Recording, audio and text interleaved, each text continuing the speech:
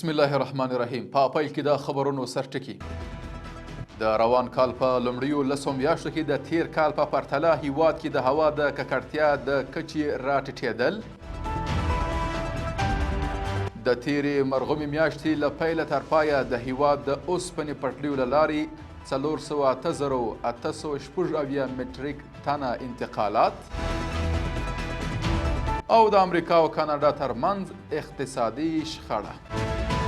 درنو لیدونکو سلام، د نن ورځ خبرونو ته ښه راغلاست. نن یکشنبه د 1403 کال د سلواغي 14مه نیټه ده. زه محمد صادق فروتن یم. د هم بشپړ خبرونه. د چاپیریال ساتنې ملي ادارې مسؤلین وایي چې د دې ادارې د تخنیکي معلوماتو له مخې د روان کال په لومړیو لسو میاشتو کې د تیر کال په پرتله هیواد کې د هوا د ککړتیا کچه راټیټه سوې او په دې برخه کې هڅې روانې دي. د ادارې یو ځل بیا د کابل ښاریانو غوښتي چې د هغو سوځېدونکو موادو له ګټې اخیستنې څخه ډډه وکړي چې په مستقیمه توګه هوا ککړوي.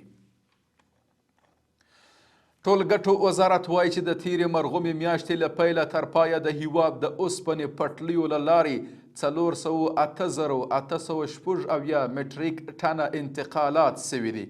دغه انتقالات د حیرتان، آقینې، تورغونډۍ او خاف هرات اوسپنې پټلیو له لارې ترسره سوي دي. د کډوالو او بیرته راستنېدونکو چارو وزارت وایي چې د ښځو او ماشومانو په ګډون 141 افغانان د پاکستان پولیسو له بنده آزاد او تیره ورځ هیواد ته راستانه سول. د یاد وزارت په وینا دغه کسان د قانوني اسنادو د نه درلودلو له امله له 2 څخه تر 15 ورځو پورې د پولیسو په بند کې پاته سوي وه.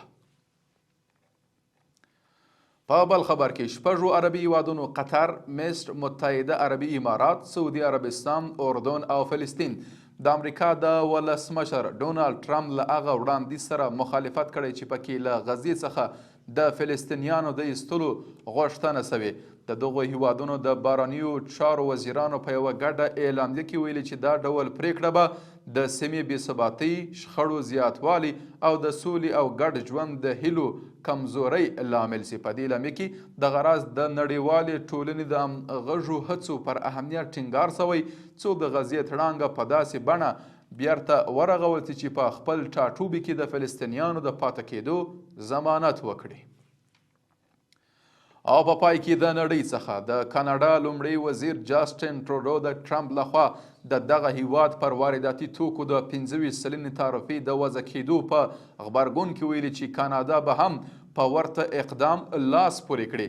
هغه د یوې خبري ناستې پر مهال ویلي چې په لومړي قدم کې به د امریکا د 10 میلیارده ډالرو په ارزښت پر وارداتي توکو 25 سلنه تعرفه وضع کړي او ورپسې به دا تعرفه د امریکا د 125 میلیارده ډالرو په ارزښت وارداتي توکو هم پلي سي.